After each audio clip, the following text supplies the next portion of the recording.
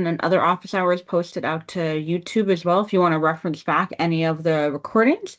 And then just kind of a quick reminder, we have this monthly office hours that's on the second Wednesday of every month from 4 to 5 p.m. and that's Pacific time for any questions live. But in the interim, if you do have anything that comes up, feel free to use GitHub discussions. We go through and triage those daily as a team and are able to respond or create issues depending on the question as well. And so just wanted to give some avenues for individuals to engage. I'll put a couple of links in chat after I'm done sharing, but there's been some updates to documentation around some of the memory pieces for vector store. There's some other updates as well in terms of the support that we're doing for different connectors. There are some new AI models that we're adding as well. And so I'll put paste a link to that, but just wanted to make everyone aware of some doc updates that we've still been going through after build. And then I'll put the link in chat as well if you're ever curious about what we're working on or what's in the backlog and want to understand whether or not to make a feature request. I'll put a link to our backlog by different bucket area, all of GitHub repo. And so that's a really good view, especially for some of the highly talked about items I see a lot of discussions on for memory connectors or agents. There's a lot within here that you'll be able to get. And then just a couple of blogs that I want to highlight as well. Put the link in chat, but we do have support for Azure.ai, .openai, and OpenAI V2 is now here. There are a couple of minor changes that you would need to make as well. And so the blog details out more of that. And do feel free to reach out if you have any additional questions. There's a MVP created course that we're highlighting as well that has a great step-by-step process to be able to learn about semantic kernel. And then we also have multi-agent support, and there's a great recording from the office hours this morning for the US one as well. If you are interested in this topic and learning a bit more from Chris and Evan on the Python and .NET work that we've been releasing now. But with that, I'll put those links in chat. I see that we have Jim on. Jim, I can go ahead and hand it over to you to share. We'd love to see the demo. Jim has been working on some AI work, and some of it uses semantic kernel. And so he's going to come and do a bit of a demo for everyone, and would love to be able to see what folks are also doing in the space. Any questions you may have for him? Okay, cool. So, yeah, I think Vic a while ago put a shout out for demos, and it's not like heavily using semantic kernel. A lot of it's using Azure OpenAI and the NuGet package. So yeah, I'll just do a demo of what we've been doing with that. So I'll just share my screen. So we've been working on a digital education platform that allows students to create kind of rich digital projects where they can add 2D, 3D content. So we've got this kind of whiteboard, digital whiteboard, very much like Miro. And so we've got a project here from a bunch of students that we took to an AI hackathon. So students can create these projects, and it supports all kinds of like whiteboard as well as sort of rich content. And the idea is that you can create different classroom-based projects. So what we've done is we've added some AI tools to the platform to help the students with various different aspects of project work in the classroom.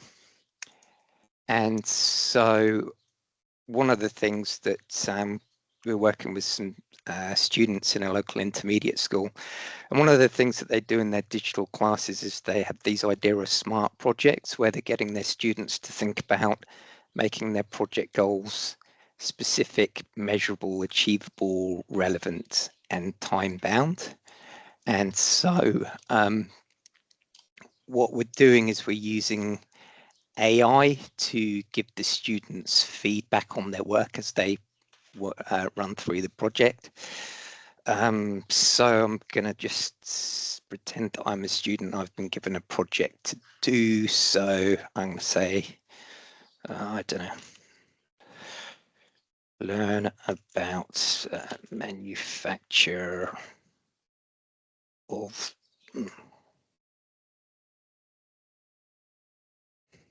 food. 2 weeks. Want to know what I'm eating, and is it me? What do you want to learn?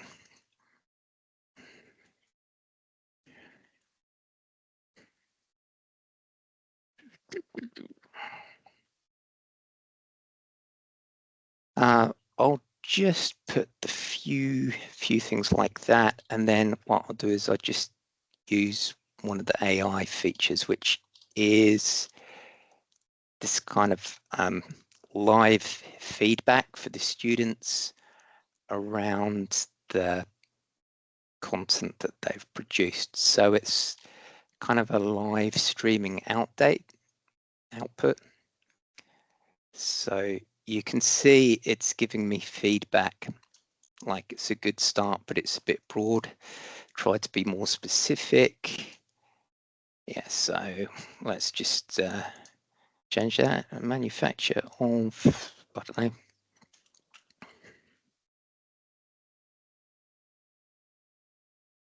And this, you can keep iterating and reviewing changes while you're working on it.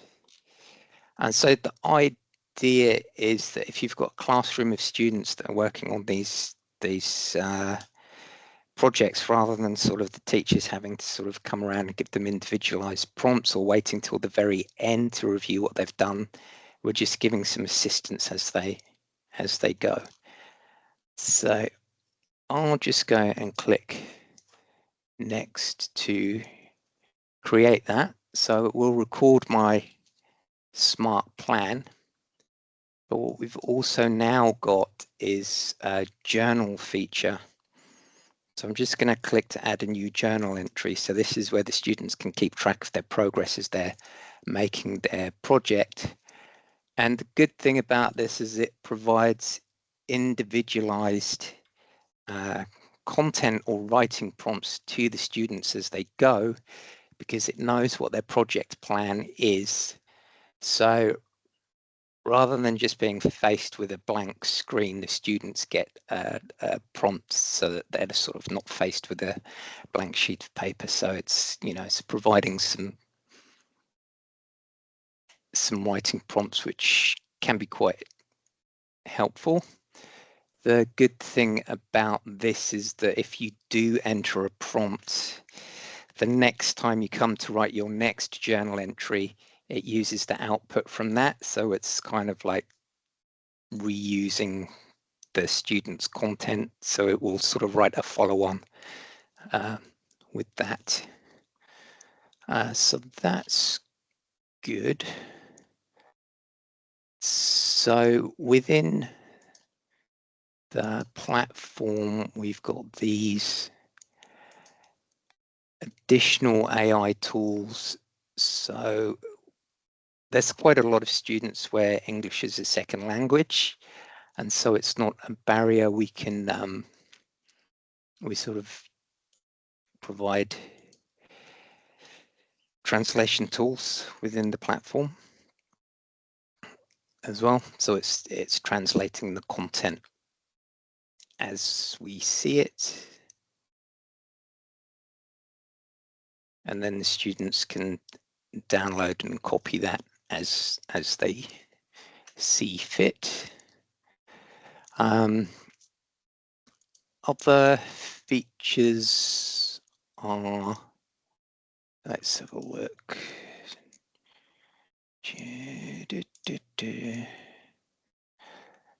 Oh yeah, so we've got the ability to provide inline feedback to projects once you've actually created the project. So what I've done here is I've got a project which lets you create a lean canvas for a business idea. And so we can get inline feedback for the students' projects as they go with these well-defined templates. So let's have a look. And then we've built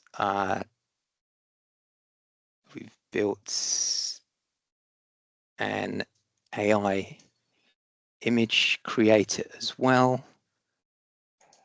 So we can generate images on the fly, and those will then be used to create images that can be used within the project, and also used for the project thumbnails. So that's all. So we've got the project templates providing tailored feedback, the intelligent journal providing writing prompts, the translation tool, and we've also got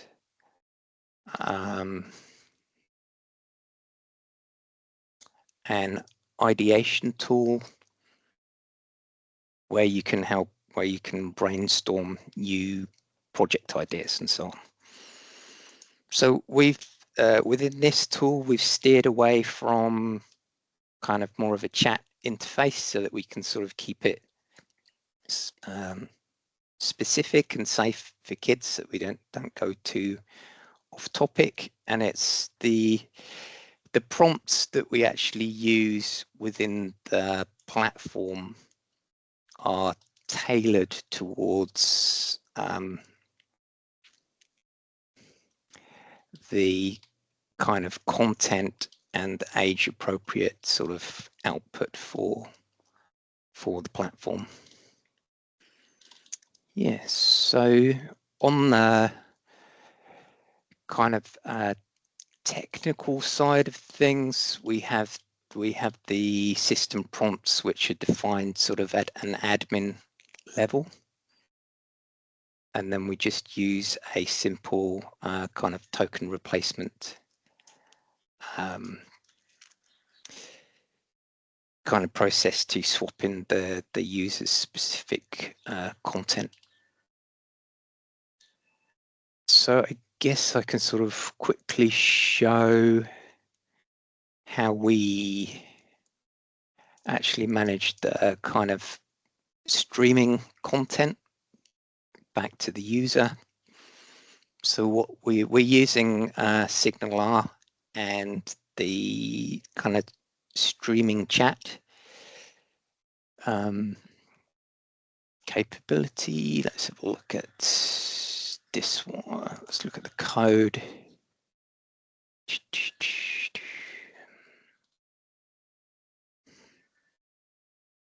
Right, this is the main function that we're using from Azure OpenAI, which is the chat completion streaming service. So we're basically raising an event every time a bit of content is created. So what we're doing is, because we don't want to like have the users wait for a long time for the whole thing to complete, we're using Signal R to broadcast those changes right back to the client. So when a user makes a request, say for a new journal entry prompt or template feedback, the client creates a new Signal R group. It then sends a command to the server, which runs a background task, which then initiates the streaming chat service, which is then broadcasting those chunks or updates as they appear. That's then broadcast via the Signal R hub right back to the client, and then in React, in the front end, we have got we've got a hook, which is a use AI hub, which is basically what's the group name, what do you want to do when the chunk is generated, and we're basically updating the state on the client side. So yeah, I think that's broadly everything that we're doing. Great. Thanks so much, Jim, for sharing. I really appreciate you walking through the demo. Are there any questions that folks have?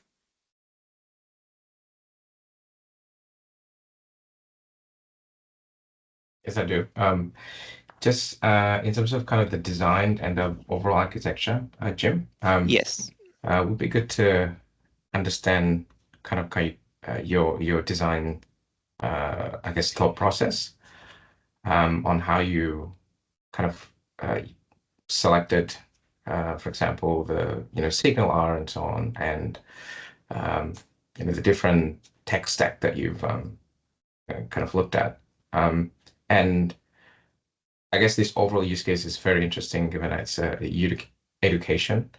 Um, was there a kind of a business sort of strategy behind that, and is it because of you wanted to get into kind of education?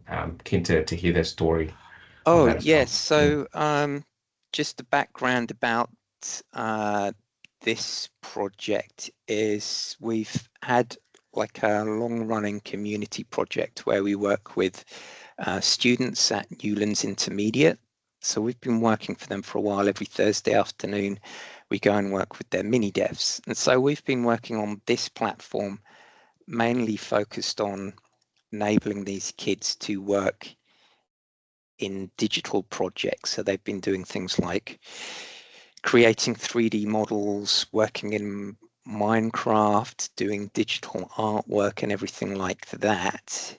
And so when this sort of new wave of generative AI came out, we were looking at ways that we could experiment with that to enhance the platform, but in a way that wasn't necessarily providing direct answers or allowing students to cheat, but more in a way that was encouraging them to figure stuff out for themselves or encourage them with feedback. So because we go in and work with these students and we see the way they work, and we're working closely with the teachers, we're kind of being able to fine tune our sort of prompts and approach to generate the kind of outputs where it's more acting like a coach or a mentor. And I mean, we added the translate feature because we were talking to the deputy principal who said that they'd had a lot of students come in recently where English was a second language. So I was like, that's a good use case for Gen AI. So we've added the Gen AI features in places where it would add benefit. So it's not really a super commercial decision. It's more just an evolution of the platform that we've been working. So in terms of the tech stack and decisions, it's probably driven by the fact that we're putting this technology into an existing stack where we're already using SignalR to manage the live updates for the canvas and the projects. So this is a live interactive canvas. So as you're sort of creating and editing all the different shapes there, it's sort of broadcasting those changes to all the connected clients. So we sort of already had a lot of the kind of infrastructure in place for managing all of the group connections and so on. So, we're using CQRS and Hangfire. So that just means that on the middle tier, we're using commands and queries. And so when we make a request to do some sort of streaming chat updates, it makes sense to make use of that and fire off the AI process in a background thread and just have that provide its updates via SignalR. So you can basically make your request for a new journal entry and then have this sort of completes almost immediately, and then this doesn't hold up the UI, and this can continue in the background. So. Great. Thanks, Jim. Really appreciate you diving into that. Are there any other questions or anything, Jim, in particular, using Semantic Kernel that you want to highlight? No, I think that's good. Great. Well, thank you so much for the demo and walking us all through it. We'll move over to then just our open Q&A. And so if there are any questions that folks have, feel free to come off of mute or to put it in chat as well. Perfect. I see a hand up if you want to go and come off of mute. Cool. Quick question. So I've been reading the article around planners being sort of deprecated. And a quick question around that, because I couldn't see anything in the documentation. Does the Semantic Kernel team intend on still supporting prompt templates? Yes. Yes. Yeah, prompt templates aren't going anyway. It's just the multi-step planning stuff that we're going to replace it. Excuse me. Getting over COVID. Replacing with things that are more aligned with how the models work out of the box. Okay. Thank you. But we do know there is a gap in documentation on the prompt template stuff. That's on our very high on our backlog to get that rectified. That's cool. Yeah, I just had a bit of a heart attack because I was sort of banking on the prompt templates for a new project that we're starting. Yeah, we're actually I've started conversations with the folks that own some of the underlying SDKs for Azure and its models, and they're interested in potentially taking dependency on our prompt templating stuff. So if anything, it should be more ubiquitous as you use Microsoft AI pieces. Fantastic. Perfect. Cool. Thanks for the question. Yeah, I have a question. I saw there is now a official OpenAI .NET SDK available now. Just wondering, like, what's the plan for that? Is that going to be integrated? Like, would the Semantic Kernel be using that under the hood, or would that be somehow integrated, or they're going to be completely separate? That's a great question. So Sophia mentioned at the top that we have a new release candidate. I think Sophia linked to it in the chat. Or maybe, yeah, Sophia, if you don't mind linking that blog. I would. Yep. So as part of that move, there were basically some breaking changes within the Azure OpenAI and this new OpenAI SDKs. And so what we have done is we have snapped to these new SDKs because they have the latest and greatest. For example, excuse me, the Assistance API v2 version is only inside of these new SDKs. So if you want to start using that, we recommend trying out our release candidate. We do have a step-by-step guide instead of our Learn site on kind of those breaking changes and how to easily fix them. The team has done a really good job of making it super easy to fix those handful of breaking changes. It's mostly name changes. But once you're done, you'll be able to use these new OpenAI SDKs. Cool.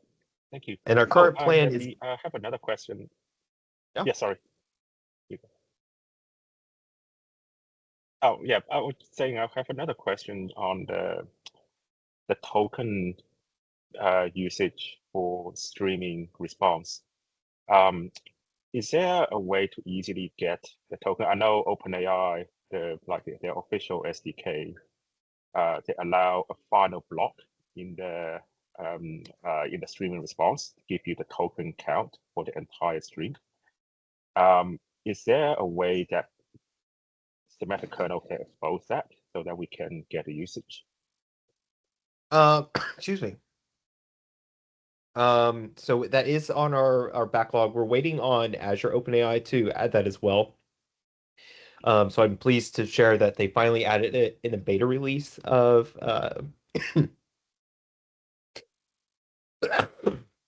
excuse me, of their SDK. And we're going to be, and then I believe next month it's going to be in a public release or a GA release of their SDK. At that time, Semantic Kernel will start consuming that final block and providing it in our out-of-the-box open telemetry logs. Right. Is there, I think at the moment, the open telemetry to get the usage, you have to turn on tracing. Is there Yeah. a way to get the usage without tracing? Because we need to track the usage in production and we don't want to turn on tracing logs.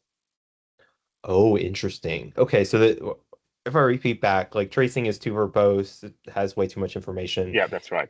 Particularly the usage tokens is important from a reporting standpoint.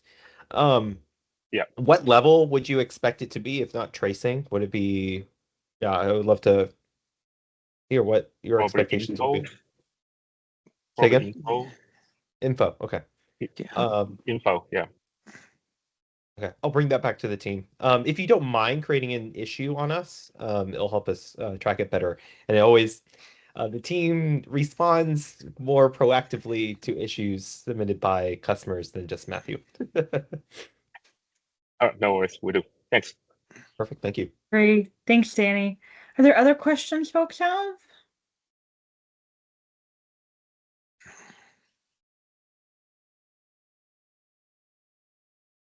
I guess I'll put another plug to try out the V2 OpenAI SDKs.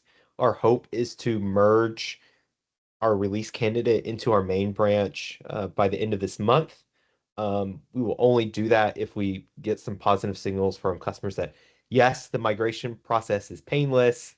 Yes, my applications didn't break. So trying that out, giving us that feedback will be really helpful in us having that confidence and that ultimately that we don't really break any of your applications as they exist today. The other thing I'd share is in the earlier office hours that Sophia hosted, we did have the engineers working on the new agent frameworks come and speak. So if that interests you, check out those recordings. I know Sophia works on getting those published. And also check out the blog that we wrote on our new agent framework.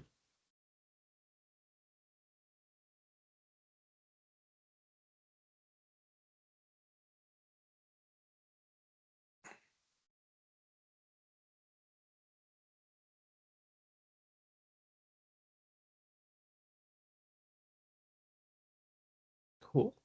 Sophia, was there anything else that we talked about this morning? Nothing else I can think of. I think both of it was the agent framework and then the OpenAI V2. Those are the two main ones that I definitely recommend going and reviewing. But if there are other questions, please let us know. Vic, do you want to go ahead and come off of mute to dive into your question? Yeah, sure. Yeah, so Jim, just a quick follow-up question on the architectures. So you mentioned that SK was not used. Could you just elaborate a little bit on the why? Is it because you just use one LLM at the moment, just OpenAI model? And if there is a plan to incorporate SK, in what capacity? If you have a plan. Yeah, it's kind of like an MVP at the moment. We'll probably be looking to continue to iterate on improving those features, but at the moment, because it's not too conversational, and it's a fairly basic implementation because it's more around content generation. We haven't really needed too much advanced functionality, but I can see that if we start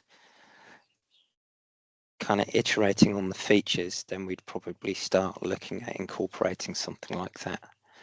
So like recently we did hackathon with a bunch of kids where we started to look more at using agents So we did a little prototype where when the students came up with an idea, we sent it to something called like a panel of agents. So we did this hackathon around climate change where they came up with some projects to solve that problem. And part of the hackathon was then sending off the information from that project to multiple different prompts to get individualized feedback from different types of experts, like a climate scientist, design thinking's expert, a funding expert, that kind of thing. So I think we'd probably want to sort of, as we do future iterations, look at when we're doing more advanced things like that, and a student is asking for feedback on their project, we might want to do some kind of analysis on that content and work out the best way to route that content to get the output. And that seems like something where semantic kernel having some kind of control over the flow of that logic might come into play. Yeah, that makes complete sense. I would also add, once you want the AIs to do more advanced RAG patterns, or you want to do automation, function calling becomes more necessary. So, for example, if you need the AI to do like searches on Google to get, or Bing to get more information to help the students with their assignments, allowing the AI to call Google, to call Bing with its own search query, will be helpful. And something like semantic kernel makes function calling much, much easier than if you're using the raw APIs by themselves. Yeah, we're very much at the early days, MVP. So I've had discussions with another educator who wanted to talk about project-based learning, where some specific schools would have kind of documents and files and content on the way that they want to run particular projects or particular content that they want to get in. So then when you're doing your project ideation and things, being able to use sort of RAG to pull in some of that content would be useful. For that particular scenario that I suspect is on the more simpler side of RAG, I'd highly recommend checking out the Assistance API from either Azure or OpenAI. Has this really great tool where you can just upload files and it just magically does RAG for you. And to, again, make using the Assistance API just a little bit easier, check out the new agent framework within Semantic Kernel. Ah, cool. I'll check it out. Perfect. Yeah, let us know if you have any questions as you're diving into that. And then I didn't see any more questions come into chat. We'd love to hear from you. If not, we can wrap up a bit earlier, but I'll give a couple more minutes here if people want to either come off of mute or put some questions in chat that they may have.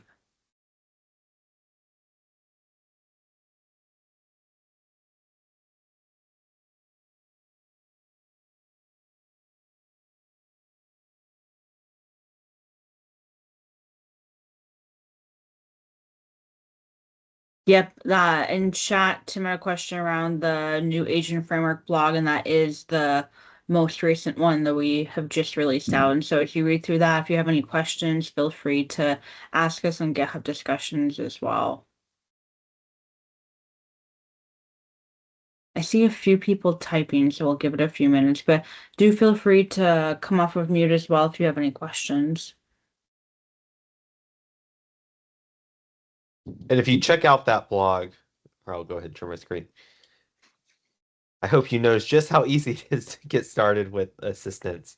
In this line, it's enabling code interpreter. There's a similar line for enabling file retriever, which is the thing, if you upload a bunch of files, it'll do that automatic RAG for you. We have a bunch of samples within our repo to get you started. Perfect. Thanks, Matthew. I see there's also in chat an individual, hopefully I'm saying your name correctly, Hein, who would love to be able to share out their architecture. Feel free to come off of me. We'd love to learn more.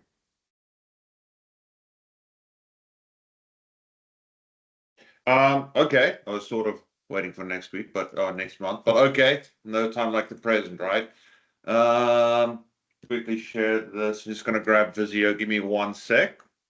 So the Oh, idea. perfect. Yeah, and we can also Sorry, do go. next month as well too, to do a further in-depth one. Love to kind of give a teaser to the group now as well. That's perfect. Yeah, sure. All right. Give me maybe better part of 30 seconds just to get logged in.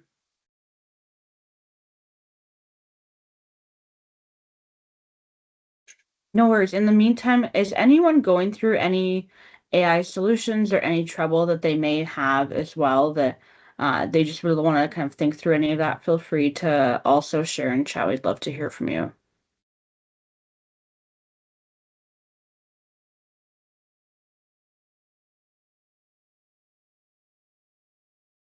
All righty. Let's get that one. Share this. So a couple of months ago, our company's very heavily invested in education. So we've been running some sort of like a little MVP POC type project with a couple of schools. When Jim mentioned project-based learning, I thought about that because that was actually relevant. One of the challenges that we had with this scenario is that we wanted the ability for teachers to, or for schools to dynamically change the context of the bot, to basically go and change the system message and those kind of things dynamically.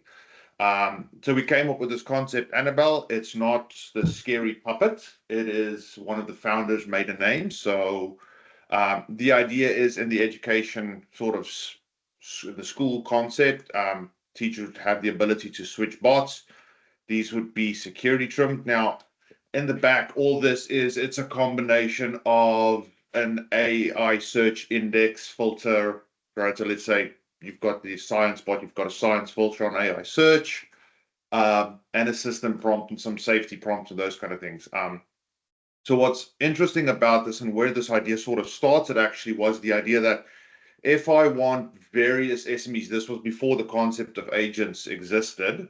If I want various SMEs or various sort of contexts for the bot to react in, I don't want to be deploying an app for every single teacher because, schools have budgets. So we created this interface, runs on Cosmos. I'll show you guys now. And the idea is that, we'll just go through this quickly. Just simple explanation there. I'll talk about what that means in a second, because one of the things that we as a company wanted to do for the scale of the solution is not link the AI component to the actual app service. We'll get to that one in a second. All right, so these are all just the basics, right? You can link it to security groups and those kind of things. So that's basically it. What we've allowed the admins to do is to create these, what we call bot providers. Now, a bot provider could be linked to, I'm just going to do that quickly, an Azure function. It has native support for prompt flow. Neuronet is another vendor of ours, and we can just ignore the Annabelle one for now. So the idea behind this is something like this. Let's just go with the POC design. You would have a simple web interface. We've basically written a little translation service to take whatever chat message we're getting from here, send it to the Azure function, or in the production example, we've got prompt flow as well. And basically the UI would communicate with those functions. And what that allows us to do is build out very complex workflows or agents now, right? Within each one of the Azure functions, which allows us to just quickly link them to the UI that scales from an infrastructure perspective. It also allows the bot to scale beyond just obviously one sort of personality or one set of capabilities, right? So yeah, that's sort of the general idea. The main two use cases we found so far are education, where we focus a lot on the teacher, not on the student, and in government now, right, where we're actually using the agent's capability to query APIs around who's got which delegations and those kind of things. So I can give everybody a more in detail tour, but that's pretty much the summary of it, right? Perfect. Yeah, I really appreciate you taking the time to go through the architecture. I'll definitely reach out as we'd love to also have this as a customer case study. We're working on a lot of these different stories to be able to share out of how customers are using it as well. And so would love to, I'll follow up with you after today's session, but really appreciate you taking the time to dive into it. And even next month, would love to be able to see the progress and be able to share with the group as well. No problem. Yeah, what you built looks great. So yeah, thank you. For I've got a good designer, but that's basically it. So I'm not going to take any credit for that.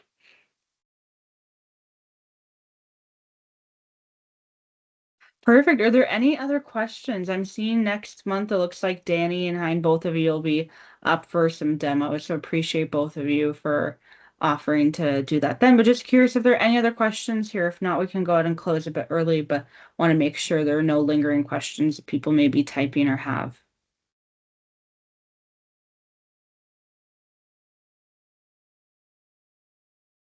No, I think we could probably wrap it up. I'm dying over here, so. No, feel better soon, Matthew. But yeah, if there are no other questions, we'll go ahead and end this week's or this month's office hour, excuse me. Thanks so much, everyone. Really appreciate the time. Yeah, thanks, all. Cheers, everyone. Cheers.